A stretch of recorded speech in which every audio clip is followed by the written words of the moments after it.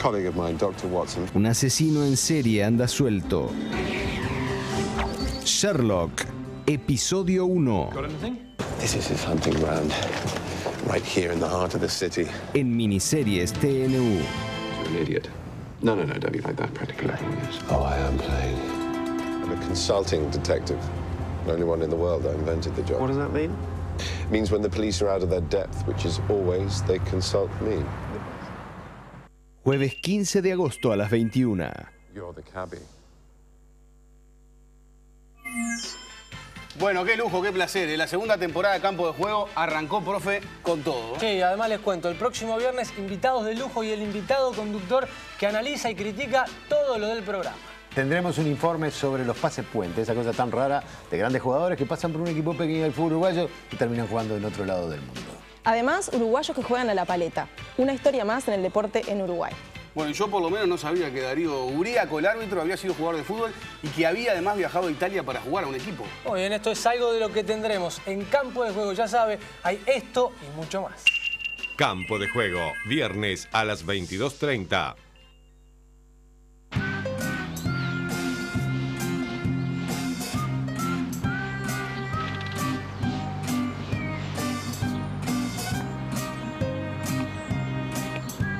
El viernes 16 de agosto podés ganar 20 millones de pesos con la lotería. Reserva tu número que se agotan. La lotería vuelve a vos. Y en el BHU te decimos, podés refaccionar. Porque, por ejemplo, podés llevarte 100.000 pesos en 60 cuotas de 2060. Para ahorristas y no ahorristas. Y a sola firma. Informate al 1911 o en nuestra web. Vos podés refaccionar. BHU. Tu sueño. Tu banco.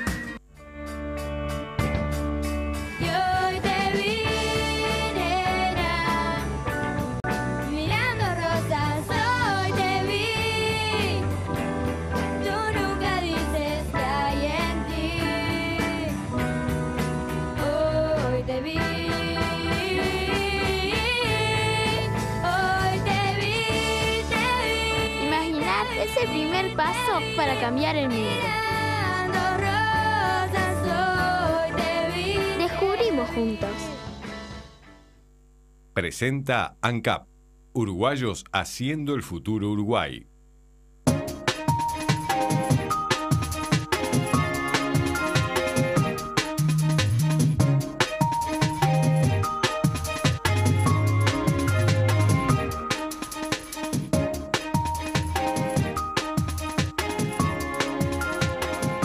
Amigos de todo el país, ¿qué tal? ¿Cómo están? Es un gusto saludarlos y bienvenidos a la edición central de Info TNU. Hola, Andrea. ¿Qué tal? Buenas noches. Vamos a los principales títulos de la jornada.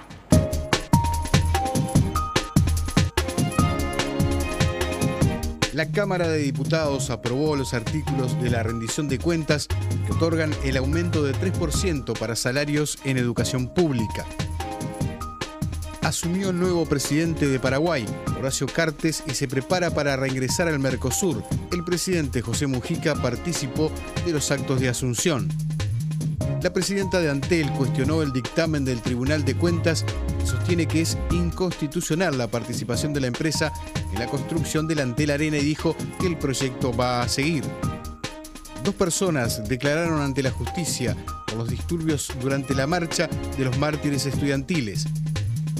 Lanzaron la campaña de tránsito que apunta a reducir la cantidad de accidentes derivados del consumo excesivo de alcohol en la noche de la nostalgia. Nacional y Peñarol ya llevan vendidas miles de entradas para el debut de los grandes en el campeonato.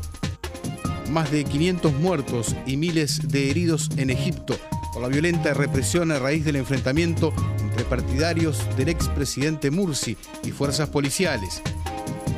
En la entrevista de hoy, el vocero de la Suprema Corte de Justicia, Raúl Oxandabarat, analiza los recientes fallos que procesaron a varias madres por no cumplir con los deberes inherentes a la patria potestad.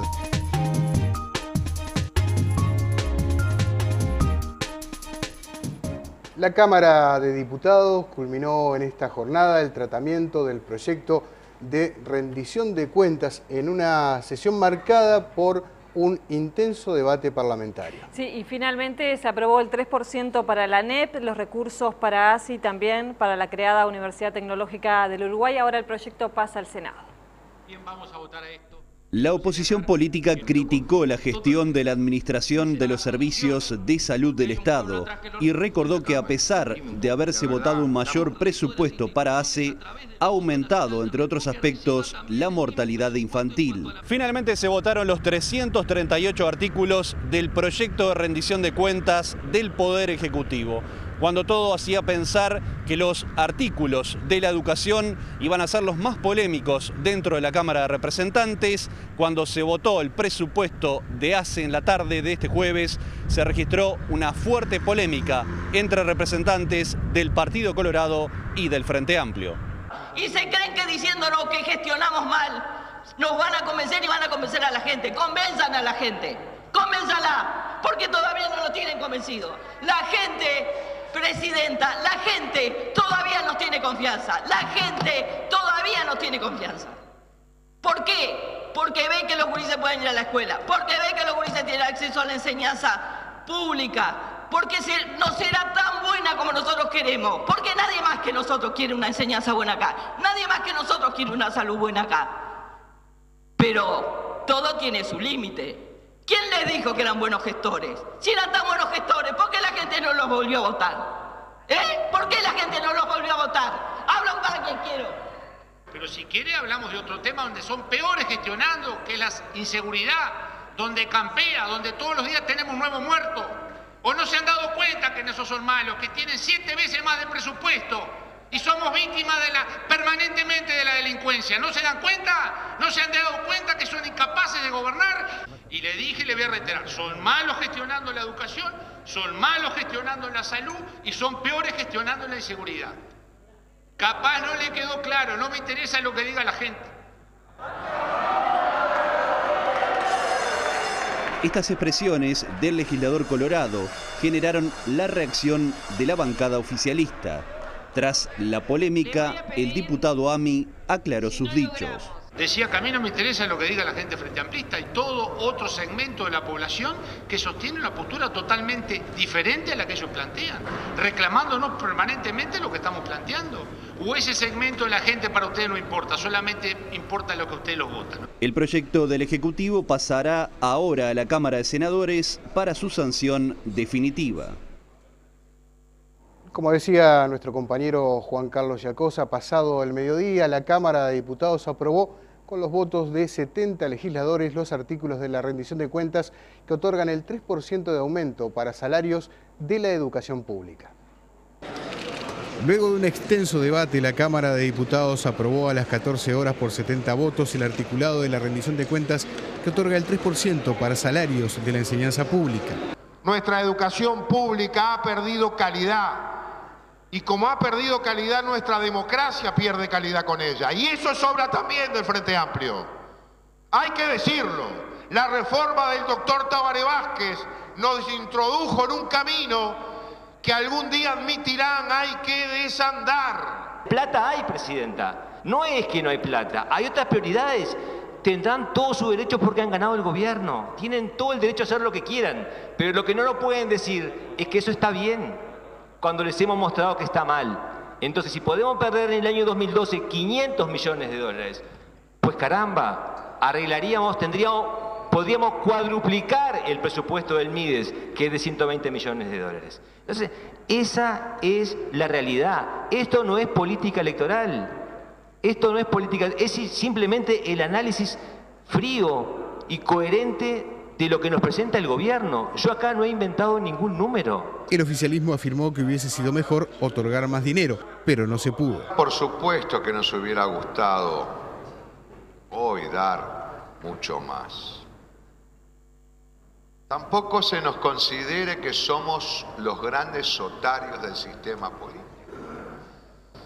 Lo mejor hubiera sido haber macheteado con las previsiones de crecimiento económico y en este último rendición de cuentas haber dado un formidable aumento a la educación, pero nosotros no hacemos política de esta manera.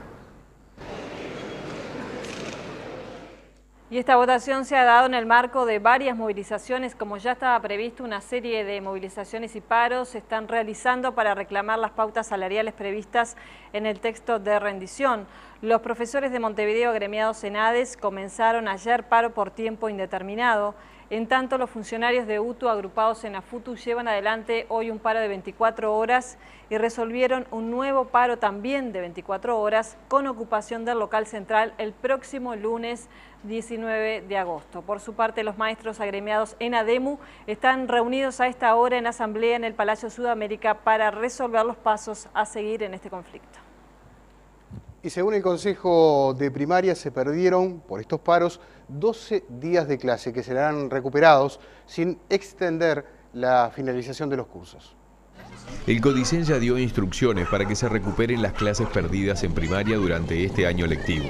Ya el 1 de septiembre nosotros estamos poniendo maestro más maestro en aquellas escuelas que necesiten acelerar conocimientos en niños de primer año y a su vez acelerar, comprensión lectora, razonamiento lógico matemático en alumnos que están en clases de sexto para egresar. Otra será la medida a utilizar en las 271 escuelas con el programa Aprender, que implementarán el proyecto Poder, donde se contratarán docentes de danza y arte.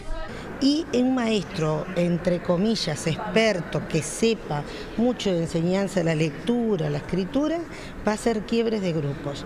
¿Esto por qué? Porque creemos que es una de las formas que tenemos para mejorar, evidentemente, 10, 12, 14 días en algunos casos En este proceso, los docentes podrán ayudarse con los datos producidos por la evaluación en línea realizada hace unas semanas. Cada maestro sabe a dónde están los niños de él. ¿Qué tipo de contenido hay que poner énfasis para que llegue, a un piso correcto? ¿Con estos planes no sería necesario extender el calendario de clases? Yo no hablo de extensión porque en realidad esto no es una medida que la tomemos nosotros, esta la toma Codicen. El Consejo de Primaria ya dispone de las economías necesarias para realizar la modalidad maestro más maestro. Nosotros creemos que el tiempo pedagógico es lo que nos interesa y el tiempo pedagógico se puede compensar. Se puede compensar, sí, gastando dinero, pero bueno, estábamos ante una medida de lucha de un sindicato. Con la presencia de José Mujica, su par argentina Cristina Fernández y la brasileña Dilma Rousseff, el colorado Horacio Cartes asumió esta mañana la presidencia de Paraguay. El presidente Mujica ya regresó al país. No estoy en política para cuidar una carrera, ni enriquecer un patrimonio. Estoy en política para servir a mi pueblo. El empresario Horacio Cartes juró el cargo como presidente de Paraguay en un acto celebrado frente al Palacio de Gobierno, convirtiéndose en el 8º gobernante democrático del país después de la dictadura de Alfredo Stroessner. Un gobierno patriota, honrado, capaz, eficiente e incluyente, con la determinación necesaria para impulsar al Paraguay a las vías de desarrollo, tal como soñaron los padres de la patria. 5 jefes latinoamericanos estuvieron presentes en la jura de Cartes: José Mujica, la mandataria argentina Cristina Fernández, la brasileña Dilma Rousseff y los presidentes de Chile, Sebastián Piñera, y de Perú, Ollanta Humala. Mujica partió esta mañana para Paraguay y está prevista una reunión en privado con Cartes. Mujica y los demás mandatarios asistentes recibieron esta mañana las llaves de Asunción. Cartes no invitó al presidente de Venezuela, Nicolás Maduro, en rechazo al ingreso de Venezuela en el Mercosur, que fue votado mientras Paraguay estaba suspendido como miembro del bloque. Un grupo de manifestantes se enfrentó a la policía ayer de noche mientras se llevaba a cabo una marcha en memoria de los mártires estudiantiles. Con el conflicto en la enseñanza como telón de fondo, la marcha convocada por la Federación de Estudiantes Universitarios y el PIT-CNT partió desde la explanada de la universidad hacia el Palacio Legislativo. Como cada 14 de agosto, se conmemora el Día de los Mártires Estudiantiles, fecha en que fue muerto liberarse. La movilización pasó por el Ministerio de Economía. Allí se dieron los primeros enfrentamientos entre un grupo de manifestantes encapuchados y la policía, los que se reiteraron frente a la sede del centro militar. Piedras lanzadas hacia los efectivos policiales ubicados detrás de un vallado preventivo, así como bombas de estruendo, fueron respondidas por balas de goma. Los manifestantes, que en su mayoría no participaron de estos hechos, siguieron rumbo a la Plaza 1 de Mayo, donde se leyeron varias proclamas y un espectáculo musical se llevó adelante sin dificultades. Y 2 integrantes de la marcha que resultaron detenidos y llevados a declarar ante la justicia penal fueron procesados, esto hace minutos, según informa el portal del diario El País. Los 2 hombres de 25 y 30 años, uno de ellos peruano y el otro un uruguayo residente en Argentina, fueron procesados por el delito de daño agravado por la exposición pública del objeto dañado. Durante la jornada, la sede judicial de la calle Bartolomé Mitre permaneció vallada y fuertemente custodiada. Más temprano, en tanto, se conoció un comunicado de la Asociación de Docentes de Enseñanza Secundaria, donde textualmente indica la carta: se repudia el cobarde y patoteril procedimiento de la Guardia Republicana que realizó disparos con balas de goma hiriendo a muchos participantes. Bien, y vamos con otro tema. Un testigo considerado clave en el triple homicidio ocurrido en Rivera la pasada semana viajó a instancias, a pedido del juez de la causa Montevideo, para participar en la elaboración de un identikit sobre un presunto sospechoso, un hombre que fue visto hablando con la mujer que fue posteriormente asesinada. Esto ocurrió horas antes del hecho. Hasta el momento, el juez Marcos Seijas ha tomado por este caso declaración a más de 80 personas. Y les decimos además que la Dirección Nacional de Sanidad Policial informó que el policía Carlos Dollenard, herido en ocasión del asalto al local del Correo de Pocitos, fue operado hace 24 horas y se encuentra en estado estable. El Ministerio de Salud Pública va a iniciar en el mes de septiembre la segunda encuesta nacional de factores de riesgo de enfermedades no transmisibles, que son la principal causa de enfermedad y muerte en el Uruguay. Es un programa de prevención de enfermedades crónicas no transmisibles que aplica el Ministerio de Salud Pública sobre diferentes prestadores. Es un programa que es complementario a la Meta Sanitaria 2 del adulto, que como ustedes saben afecta a un grupo etario entre los 45 y los 64 años, y se desarrollan diferentes actividades relacionadas con los comportamientos de las personas en relación a la adquisición de factores de riesgo para enfermedades crónicas no transmisibles. Estas enfermedades, como todos sabemos, afectan a la mayor parte de la población mundial. La obesidad, la diabetes, la hipertensión arterial y también el tabaquismo son un flagelo, una epidemia en el mundo donde más de 36 millones de personas se mueren año a año. El Uruguay, así como otros países, han ratificado en diferentes convenciones de la Organización Mundial de la Salud su compromiso del combate a estas enfermedades, y bueno, este programa viene un poco acompañando esa iniciativa. La ministra de Salud se refirió a los detalles de la encuesta a realizarse en el mes de septiembre. Van a ir estudiantes de enfermería calificados, entrenados especialmente para estas preguntas. No va a llevar mucho tiempo, también lo que sí también se los va a medir y a pesar, y se va a tomar la presión arterial en los domicilios. Primero les va a llegar a las personas elegidas una nota para saber por qué se está haciendo esto y cuál es la necesidad de colaboración de ellos, y después va a ir el enfermero a visitarlos. La Unidad Nacional de Seguridad Vial y la Junta Nacional de Drogas realizaron el lanzamiento de la campaña de seguridad vial previa a la Noche de la Nostalgia. El eslogan es: divertite de principio a fin, si tomó no dejes que maneje. Durante la ceremonia se resaltó el éxito de las campañas anteriores, que lograron un porcentaje bajísimo de siniestralidad en la tradicional fiesta del recuerdo. Además, se remarcó la necesidad de seguir sensibilizando a la población sobre la incompatibilidad de consumir alcohol y manejar. El humorista Luis Orpi y su personaje Tomás Pedetti son los protagonistas de esta nueva campaña. No hay antecedentes en el mundo de que estemos utilizando esto, digamos, esto en el sentido de decir una imagen de un personaje muy conocido por los uruguayos, como es Tomás Pedetti, que en determinado momento, digamos, un consumidor habitual de alcohol, cuando va a conducir un vehículo, conduce Orpi.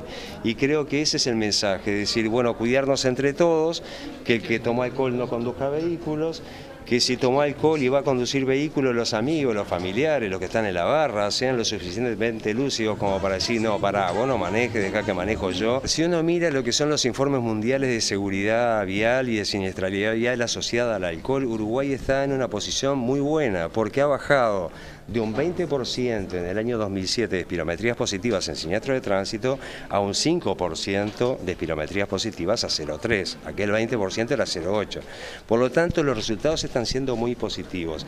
Pero en realidad, si uno mira ese 5%, es catastrófico. ¿Por qué? Porque si uno tiene en cuenta del 1 de enero de este año al 13 de agosto de este año, que esa es la ventaja de tener el Sistema de Información Nacional de Tránsito, ve que hay 1.699 conductores que bajo efectos del alcohol lesionaron a alguien en el tránsito.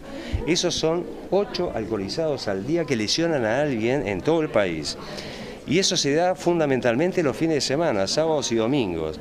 Y de allí la importancia de intensificar las acciones, de hacerle ver a la población, digamos, de que bueno, que tomar alcohol y manejar un vehículo no es un juguete, es decir, no es sencillo, no es como uno pensaba antes, que bueno, yo con una copita manejo mejor, y eso no es así. Este 24 de agosto, divertite de principio a fin, pero si tomó, no dejes que maneje. Va cayendo una lágrima en tu mejilla. La presidenta de Antel, lo veíamos en los titulares, Carolina Cose, rechazó las objeciones del Tribunal de Cuentas en torno a que el proyecto polideportivo y cultural que la empresa desea construir en el predio del Cilindro es inconstitucional. Tras conocerse el informe del Tribunal de Cuentas que considera inconstitucional la iniciativa de la empresa pública de construir el Antel Arena en el predio donde está el Cilindro, la presidenta del ente de las telecomunicaciones, Carolina Cose, no tardó en expresar su punto de vista que discrepa con la conclusión del informe. Nosotros entendemos que este es un proyecto, por supuesto, que respeta todo el marco normativo vigente, que es constitucional. Esta es una actividad vinculada a las telecomunicaciones. Es una actividad normal en las telecomunicaciones en el mundo, como lo demuestran las decenas de arenas de empresas de telecomunicaciones en todo el mundo. En este contexto, la presidenta de Antel consideró que quienes se oponen al proyecto lo hacen por cuestiones políticas y explicó por qué. Yo creo que esto está excesivamente politizado, no voy a entrar en esos temas, porque Antel lo viene haciendo desde hace años. Lo hizo en el 2000, cuando reconstruyó el Teatro Lumière, y bueno, ahí porque no fue inconstitucional, cuando reconstruyó la Sala Cultural de Rivera, tiene un parque de vacaciones de Utiantel, que es un hotel abierto a todo público, porque eso nunca fue inconstitucional. Todos los años, todos los veranos reconstruimos, se tiran paredes abajo, se hace obra civil en paradores para que tengan la imagen de Antel, y eso tampoco es inconstitucional, así que ni siquiera estamos innovando en esta práctica de construir obra civil vinculada a un tema de la imagen de la empresa. Cose agregó que el informe del Tribunal de Cuentas no es vinculante y por tanto los planes de construir el Antel Arena no se verán modificados. El proyecto va a seguir, de hecho hace unos días se abrió el concurso de ideas, como tú sabes se presentaron 73 proyectos, está sesionando un jurado de altísimo nivel que mañana va a dar a conocer los 5 ganadores, así que en la tarde los vamos a invitar, y esos ganadores de las 5 ideas ganadoras van a pasar a competir en lo que es el anteproyecto avanzado, que será en octubre, y a fines de octubre daremos un ganador, y ese es el que va a tener unos meses para generar el proyecto ejecutivo.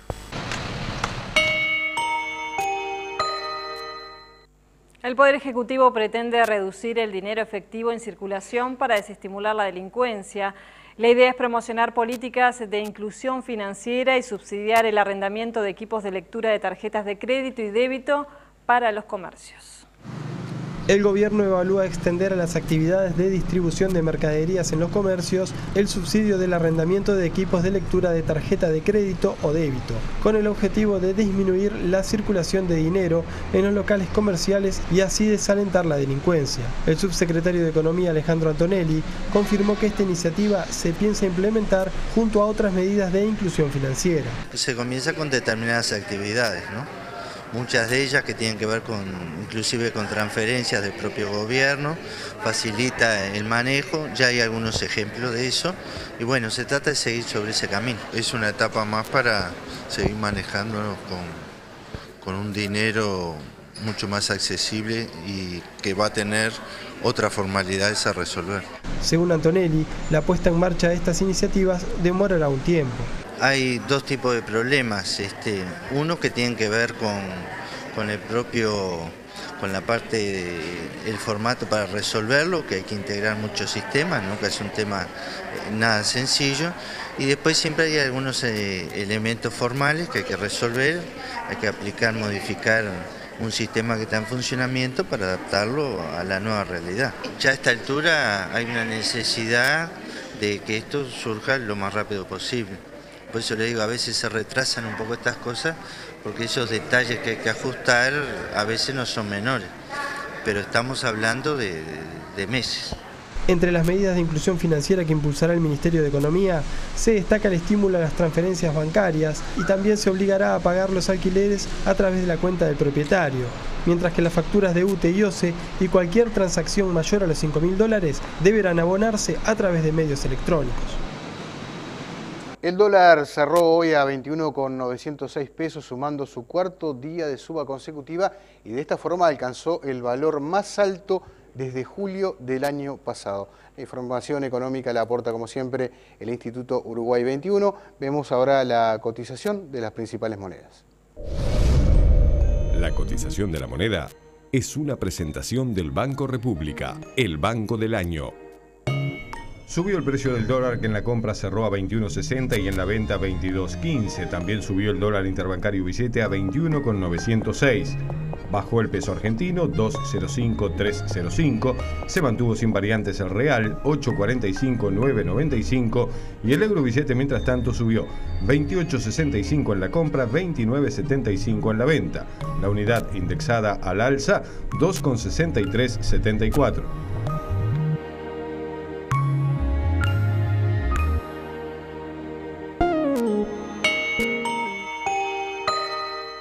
Este programa es presentado por Antel. Usa giros de bits que te permite enviar y recibir dinero estés donde estés.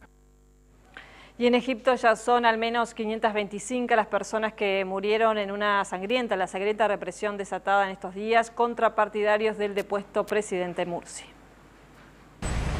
El Cairo y otras ciudades afectadas por la violencia de este miércoles estuvieron tranquilas durante la noche pasada, después de que el gobierno instalado por el ejército declarara un estado de emergencia de un mes e impusieron toque de queda en la capital y otras 10 provincias. Las autoridades judiciales egipcias extendieron la detención de Morsi por 30 días más, según la agencia de noticias del Estado. El exmandatario está detenido en una ubicación revelada por acusaciones de asesinato y espionaje. El siguiente potencial detonante podría llegar este jueves, después de que el movimiento de hermanos musulmanes de Morsi convocara marchas en la capital para protestar por las muertes. Por lo pronto, cientos de seguidores de los hermanos musulmanes estaban marchando hoy en Alejandría, la segunda ciudad del país, para protestar por la violencia. Los enfrentamientos de ayer se extendieron rápidamente y un responsable del Ministerio de Sanidad dijo este jueves que 525 personas habrían muerto y había más de 3.500 heridos en el Cairo, Alejandría y otras ciudades. Estados Unidos, la Unión Europea, Naciones Unidas y la potencia musulmana Turquía condenaron la violencia y pidieron que se levantara el estado de emergencia y que se alcance una solución a la crisis de Egipto que incluya a todas las partes. El secretario de Estado de los Estados Unidos, John Kerry, calificó la situación en Egipto de deplorable, una situación que raramente usan los diplomáticos de Estados Unidos, e instó a las partes a buscar una solución política. Un responsable oficial de Estados Unidos dijo a Reuters que Washington estaba considerando cancelar ejercicios militares conjuntos con Egipto que iban a tener lugar este año, tras el último episodio de violencia en lo que sería un desaire directo a las Fuerzas Armadas egipcias. La atleta rusa Yelena Isinbayeva apoyó las leyes anti-gays que impiden muestras de afecto público entre homosexuales en su país. En tanto, en Argentina, el músico Charly García dijo que quiere entrevistarse con el Papa. El músico argentino Charly García dijo que le gustaría reunirse con el Papa Francisco para darle algunos consejos y agregó que el jefe de la Iglesia Católica le parece buena onda. Me gustaría ir a verlo ahora, antes de que, antes que la rutina de la religión lo tenga un poco más cansado. O sea, ahora parecía buena onda, ¿no? García, de 61 años, dijo que quiere aconsejar al Papa, aunque no aclaró cuáles serían sus recomendaciones. Le diría mi opinión de algunas cosas, o sea, siempre es bueno. O sea, si uno puede tirarle una punta, por ahí la ve. Y Elena Isinbayeva, la flamante campeona del mundo en salto con pértiga, condenó la homosexualidad y apoyó la cuestionada ley anti-gay que existe en su país. Si permitimos que los gays promuevan y hagan todo eso en la calle, estaríamos muy preocupados por nuestro país, porque nos consideramos gente normal, dijo la atleta en Moscú. Simplemente vivimos hombres con mujeres y mujeres con hombres, añadió la doble campeona olímpica durante una conferencia de prensa. Viene de la historia. Nunca hemos tenido ningún problema ni queremos tenerlo en el futuro, añadió. Estamos profundamente en contra de la homosexualidad. Estamos en contra de la publicidad en nuestro país. Apoyo a nuestro gobierno, sostuvo Isinbayeva, que el martes encandiló al mundo con su tercer oro en el campeonato mundial. Y el soldado estadounidense Bradley Manning, que enfrenta una posible condena de 90 años de cárcel por revelar secretos del gobierno a Wikileaks, admitió en su juicio que perjudicó a su país.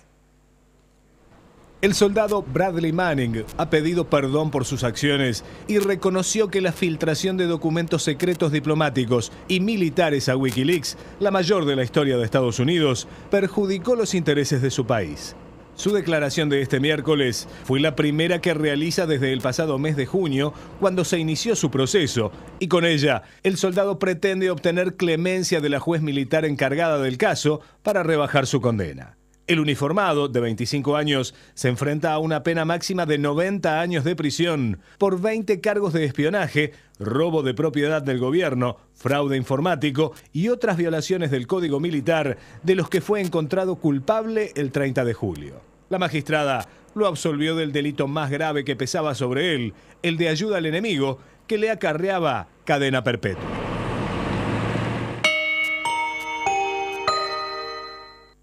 ¿Qué tal? ¿Cómo están? Buenas noches para todos. Dicen que el campeonato va a comenzar. Hablo del torneo de apertura y también del campeonato uruguayo 2013-2014. Dicen porque los equipos están tratando de negociar, de saldar las distintas deudas que tienen con los futbolistas y también con los entrenadores. Hay algunos que deben mucho. Por ejemplo, Nacional y Peñarol son los que deben más. Nacional $428.000, Peñarol $317.000, el Tanque Sisley $143.000 es lo que debe el equipo de Freddy Varela. Cerro Largo $80.000, River Plate $36.000, Juventud $25, Racing $15, Sudamérica, Danubio y Rentistas menos de $5.000 cada uno. Además también está complicado Miramar Misiones, que tiene una deuda con Carlos Manta que se puede saldar a través de que Manta quede como manager deportivo del equipo cebrita. Pero más allá de estas deudas que los equipos tienen hasta mañana para tratar de refinanciarlas o de saldarlas del todo, el torneo de apertura va a comenzar el sábado a las 15:30 con uno de los partidos más atractivos, con el juego de Peñarol ante River Plate. Peñarol va el sábado, Nacional juega el domingo con estos precios para sus hinchas. El próximo domingo a las 15:30 horas juega Nacional y en el lugar en donde los hinchas tricolores se sienten más cómodos. Debuta en el Gran Parque Central. Los precios para el partido frente a Racing. La Héctor Escarone $150, Abdón Porte $200, Atilio García baja $300, la Atilio García alta $400, la José María Delgado baja $400 y la alta $500. Los socios tricolores ingresarán gratis, igual que los menores de 5 años inclusive. Los hinchas de Racing que irán por la puerta número 7 de la Héctor Escarone tendrán que pagar $200. Peñarol también fijó las entradas para el partido del sábado frente a River Plate. Ámsterdam $200, la Olímpica $240 y la América $320. Además, desde Peñarol se informó que la tribuna Colombes será de $80 siempre que el aurinegro sea local en el Centenario. Los menores de 12 años entrarán gratis a la tribuna Colombes. Bien, y con esta realidad económica que viven los equipos uruguayos, la figura del gerenciador se hace cada vez más habitual. Darío Silva, exjugador de fútbol, se puede terminar convirtiendo en una especie de gerenciador. Presentó un proyecto para comenzar a administrar al Rocha Fútbol Club. El exfutbolista Darío Silva, actualmente productor agropecuario del departamento de Rocha, está a horas de firmar un convenio con el Rocha Fútbol Club por 2 años. Más de $1 millón serán depositados como aval para este negocio. Bueno, eso es lo que se está un poco imaginando, pero se estaba más o menos imaginando un margen de 1.200 a 1.5. Prefiero tenerlo en el banco y no que, como muchos que han estado por acá o por otros lados, que vengan y dejen el tendal para los que venimos ahora.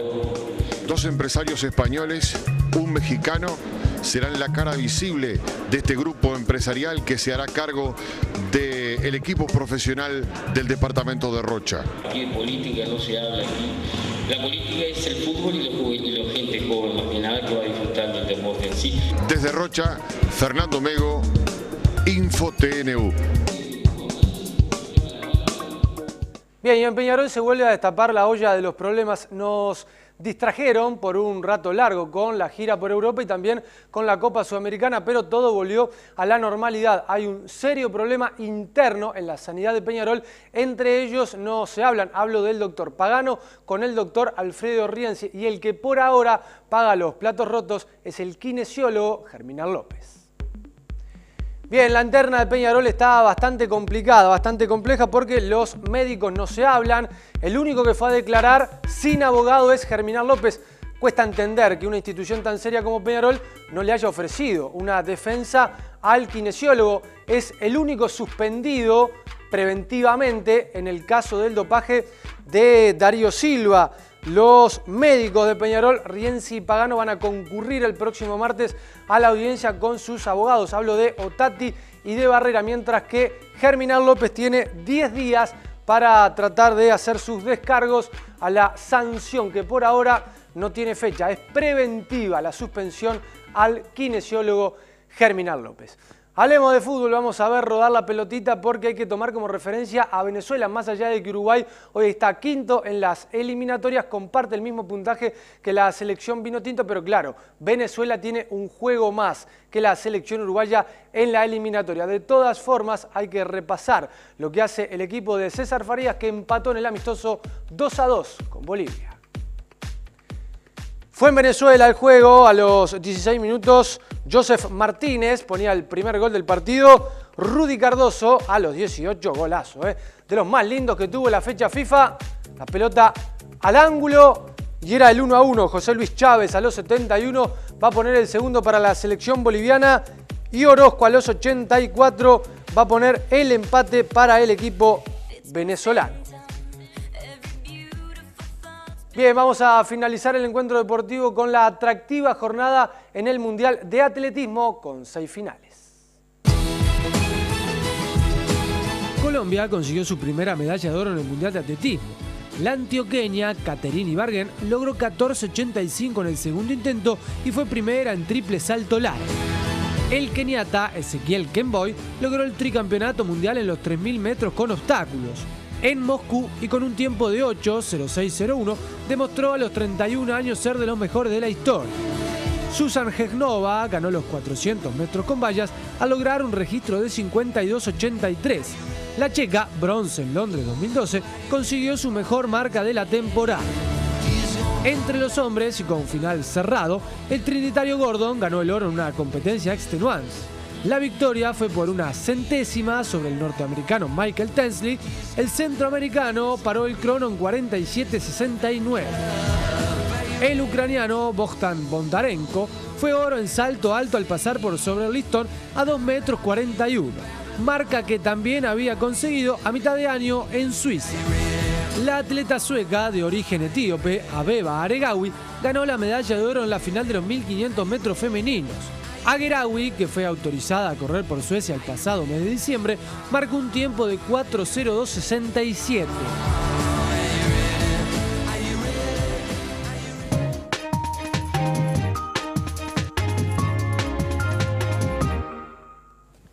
Con muchísimo gusto recibimos hoy al vocero de la Suprema Corte de Justicia, el doctor Raúl Oxandabarat. Doctor, gracias por estar en Televisión Nacional. ¿Cómo le va? Buenas noches, muchísimas gracias por la invitación y para poder compartir con la teleaudiencia. ¿Vocero ya cuánto hace? Y ya llevamos 9 años en esta actividad, exactamente. Sí. ¿Qué ha sido lo más difícil que le ha tocado comunicar? ¿O lo más complejo? Yo creo que el punto de inflexión en esta tarea fue aquel año en el cual la Suprema Corte de Justicia trató el caso del IRPF. Ustedes recordarán aquel impuesto que se declaró inconstitucional y luego, en realidad, la Corte revirtió su parecer en relación al tema por el cambio de uno de los ministros y volvió a declararse, en ese caso, constitucional.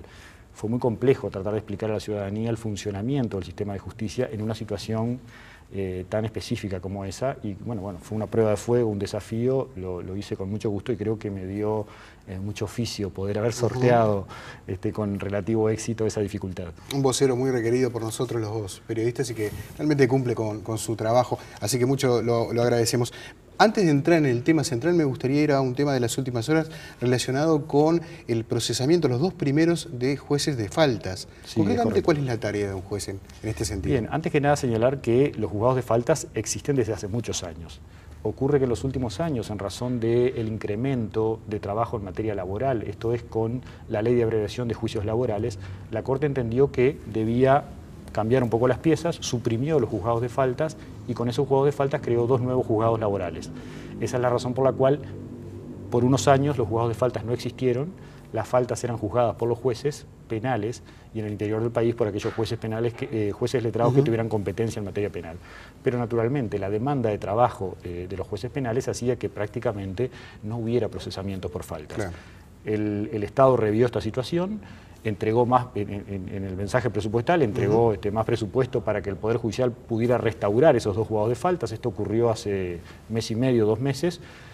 La Corte creó los 2 juzgados de faltas entonces con el recurso presupuestal que dio en este caso el gobierno, y entonces los juzgados de faltas fueron restaurados y asistimos hace unos pocos días a los primeros 2 procesamientos después de la reinstauración de los juzgados de faltas. Recordarán además que estos 2 procesamientos son por faltas, no por delitos.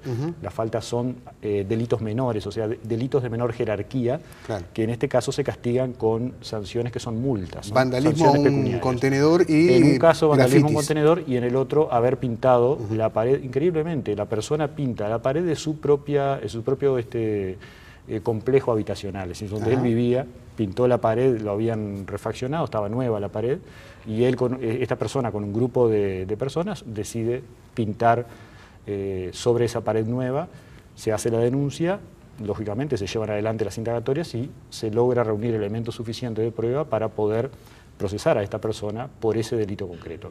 Una vez terminado el juicio, habrá una sanción y esa sanción, como les había anunciado, es pecuniaria, o sea, en algún momento se le va a imponer una multa y se verá de qué modo esta persona logra cancelar esa multa. ¿Se conocen ya los valores de estas multas?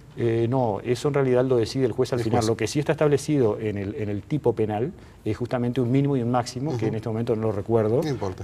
Pero está expresado o establecido en URs, ¿verdad? Es decir, X URs a X URs. Dentro de ese marco de discrecionalidad del juez, el juez, según la gravedad de esa falta en particular, dirá, bueno, en este caso debe pagar tanto dinero. Les propongo compartir a todos ustedes un tema sin duda que ha levantado la polémica en las últimas horas. Vamos a ver el informe. El asesinato de un repartidor de Supergas luego de una rapiña frustrada el pasado sábado 3 de agosto terminó con 2 adolescentes de 13 y 15 años internados en el CIRPA y un niño de 11 en un hogar de amparo del INAU. El juez de adolescentes Gerardo Peduzzi y la jueza de familia María Meneger los encontraron culpables de un homicidio muy especialmente agravado. Pero además del procesamiento de los implicados, el juez penal Homero da Costa procesó con prisión a las madres de los 3 jóvenes por el delito de omisión de los deberes inherentes a la patria potestad. En el auto de procesamiento, el juez argumentó que ambas mujeres estaban en seria omisión en el control sobre la conducta de sus hijos y evaluó que de haberse realizado en forma correcta ese control, muy probablemente la tragedia sucedida podría haberse evitado. Por otra parte, el pasado viernes 9, la jueza de Las Piedras, Ana Ruibal, procesó sin prisión a la madre de 2 adolescentes de 15 años responsables de varios delitos que realizan para obtener dinero para comprar pasta base. Según el fallo, ambos cometen hurtos en la ciudad de La Paz en conocimiento y tolerancia por parte de la madre. Bien, sin duda un tema polémico para el debate. Son muchas las organizaciones que se han manifestado en las últimas horas contrarias a estos procesamientos. Yo sé que usted tiene, porque lo he estado mirando, unas cifras que seguramente van a echar luz sobre este tema, pero vayamos primero con las preguntas y luego veamos las cifras. Adelante. Primer punto, ¿los jueces hoy están cobrando al grito, como suele decirse, con este tipo de situaciones? Bien, nosotros entendemos que eso no está ocurriendo, lo vamos a demostrar si nos dan un minuto más luego con las estadísticas de los últimos 3 años en esta materia, pero lo cierto es que este tipo de temas producen un debate público que es sano para las democracias. Nosotros decimos siempre que además las decisiones de los jueces siempre son debatibles o discutibles, si ese debate o esa discusión se da en parámetros de respeto hacia la persona, en este caso del juez, que es quien tiene la pesada carga de resolver estas situaciones que, bueno, no son soluciones que puedan conformar a todo el mundo. Siempre tenemos algún grupo que plantea o que los jueces son demasiado blandos porque no aplican todo el peso de la ley, o como en este caso, que los jueces son demasiado duros y exageran en aplicar el peso de la ley. Es que algunos dicen, bueno, ¿qué pasa con estas madres ahora procesadas? ¿Cómo quedan el resto de sus hijos? ¿En qué condiciones? Por ahí la madre es el único sustento del hogar porque el padre no está. Hay que recordar en este caso que ahí tenemos 4 madres procesadas. 3 de esas madres fueron procesadas con prisión por el doctor Da Costa y fueron las madres de los adolescentes y el niño que participaron en la muerte del repartidor de gas. Y la 4ª madre procesada, en realidad esto fue en Las Piedras, es la madre de 2 hermanos que habían cometido, bueno, diversas fechorías, hurtos y creo que rapiñas. El tema que de alguna forma más ha producido debate público es el procesamiento de estas 3 primeras madres con prisión por parte del doctor Da Costa. Ahora, el juez establece 2 parámetros que son muy claros, que explican por qué razón él entiende que el procesamiento debió ser con prisión. El primero de todos es la situación de por lo menos 2 de estas madres que ya habían sido advertidas previamente de la situación en que se encontraban los hijos. Es decir, la justicia no pasa de cero inactividad a procesarlas con prisión. Es decir, ya la justicia había intervenido y por lo menos a 2 de estas madres se les había advertido sobre la situación de los hijos y se les había observado esa situación pidiéndoles que reaccionaran frente a ese problema y que trataran de corregir a los hijos que en definitiva tienen a su cargo. No hay que olvidar que la patria potestad, que es la obligación que tienen los padres de cuidado, de alimento, de educación, de formación y de protección en relación a los hijos, es un instituto que hace que es irrenunciable, hace que ese deber sea irrenunciable, es decir, nadie puede decir yo no quiero ejercer la patria potestad, claro. Y además intransferible, es decir, nadie puede dejar la patria potestad, es decir, esa obligación de cuidado de los hijos en manos de otra persona. Ahora, por lo tanto, ante esa situación, lo que debió haber hecho esa madre una vez advertida por la justicia de que estaba incumpliendo es, bueno, reaccionar, tomar conciencia y hacer lo que en definitiva no hizo. No le dejó otra opción al juez porque además aquí se produjo, y el juez lo establece claramente, alarma pública. Es decir, el hecho deriva en la muerte de una persona. El juez entiende en su razonamiento que si la madre hubiera cumplido con estos cuidados que la justicia le exigió en su momento, la derivación, la consecuencia de estos hechos no hubiera sido la desaparición física de una persona, es decir, el homicidio. Por lo tanto, el juez entiende que esas razones alcanzan para decidir el procesamiento con prisión. Varias preguntas, a ver si las puedo unificar. Primero, ¿por qué ahora y no antes? Siempre hay procesamiento de mujeres. ¿Y qué pasa con los hombres? ¿Qué pasa con los padres? Ese es otro de los temas. ¿Y siempre es con prisión este tipo de procesamiento? Bien, en relación a la primera pregunta, ¿qué pasa con los padres? Los padres son tan o más responsables que las madres, ¿verdad? Es decir, la patria potestad se ejerce en el conjunto, en la pareja. Tanto el padre como la madre tienen las mismas obligaciones en relación a los hijos. En estos casos concretos, una vez que esta situación pasó al juzgado, se indagó a las madres en relación a esos padres y no hubo forma de lograr que las madres, no sabemos por qué razón, dieran el nombre de los padres. Puede ser porque o no lo conozcan o directamente no los querían aportar. Por cualquiera de esas razones, lo cierto es que para la justicia son personas no habidas, es decir, personas que se les desconoce la identidad y no se sabe dónde ubicarlas. Por lo tanto, mal puede haber un reproche penal con una persona ausente o desconocida. Correcto. Esa es la razón por la cual en estos casos concretos no hay una reacción de la justicia en relación a los padres. Pero quiero agregar esto porque es muy importante. Esa idea de que en realidad la justicia, cuando procesa por omisión de los deberes inherentes a la patria potestad, solamente lo hace en relación a las mujeres y no a los hombres, en realidad cae de por sí si yo les doy estas estadísticas que son muy básicas y que tienen que ver con los procesamientos que ocurren en el año 2010 al 2013. Fíjense estos números. Año 2010, 36 procesamientos por esta figura, 22 hombres y 14 mujeres. Año 2011, 53 procesamientos por omisión, 26 hombres y 27 mujeres, paridad. Año 2012, aquí sí hay más mujeres, 16 hombres, 26 mujeres. Año 2013, actual, 8 hombres y 6 mujeres. Si le agregamos estas 4 últimas, en realidad también hay casi una paridad, porque habría 10, casi una paridad nuevamente. Es decir que no es real que cuando la justicia reacciona en estos términos lo hace con mucho más peso en relación a la mujer que en relación al hombre. Y la otra pregunta que yo le hacía, ¿desde cuándo comienzan estos procesamientos? Estamos hablando de desde el año 2010, sin duda sigue hacia atrás, nosotros no pedimos esa estadística concretamente, pero si vemos estos números, vemos que prácticamente se mantiene. Fíjense, 36 en 2010, 53 en 2011, baja un poco en 2012, 39, estamos en 14 en el 2013, seguramente vamos a alcanzar los 30, 30 y pico a fin de año si se mantiene esta misma tendencia. Es decir, que aquí no hay en realidad ninguna actividad nueva de la justicia, lo que eventualmente puede haber es una aparición pública del tema que parece o parece indicar que esto fuera nuevo. En realidad no lo es. La justicia no es ni el primer procesamiento por esta materia, ni tampoco hay un incremento notorio este año particularmente en lo que tiene que ver con la omisión de deberes inherentes a la patria potestad. Nuevamente muy agradecidos, muy claro como siempre, favor, doctor, un gusto, muy amable. Continuamos con más Info TN.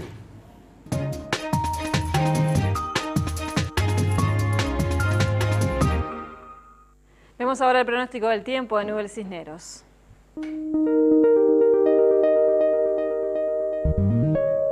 Mañana seguirá muy frío en la madrugada con heladas y posterior formación de nieblas y neblinas aisladas. En la tarde, las temperaturas se elevan gradualmente hasta llegar a los 18 grados de máxima, previéndose pasaje de nubosidad hacia la tarde por la zona costera, con posterior rotación de vientos hacia el sector sur, generando descenso de temperatura. La noche se presentará muy fría con cielo despejado. El sábado se presentará muy frío en la madrugada con heladas. Nuevamente habrá formación de nieblas y neblinas aisladas. En la tarde, los vientos del sector norte elevan rápidamente las temperaturas, generando condiciones templadas a ligeramente cálidas, con escasa nubosidad. La noche continuará fría con cielo escasamente nublado. En capital y zona metropolitana se espera una mañana muy fría con neblinas aisladas. En la tarde continuará el tiempo estable, fresco, con buena presencia de sol. En la noche nuevamente habrá marcado descenso de temperatura. En los próximos días seguirá el tiempo estable, con madrugadas frías con neblinas aisladas. En la tarde las temperaturas seguirán en gradual ascenso, habrá buena presencia de sol. El martes se prevé aumento de nubosidad, desmejorando con pasaje de lluvias y tormentas aisladas. Y antes de irnos le decimos que Antel informa que la factura de servicios fijos con vencimiento al 20 de agosto podrán ser abonadas hasta el 23 de agosto inclusive. Bien, se viene otro capítulo, el tercero, si no me falla la memoria, de Gran Reserva. Y por supuesto, 22:30, más info. Hoy el tema seguridad. Tema seguridad, tema violencia también analizado con distintas miradas desde sociólogos, psicólogos, gente víctima que ha sido víctima de delito, y la entrevista central con el ministro del Interior, Eduardo Bonomi. Los esperamos. Bien, los esperamos entonces, amigos. Que pasen muy bien. De nuestra parte será hasta mañana. Hasta luego.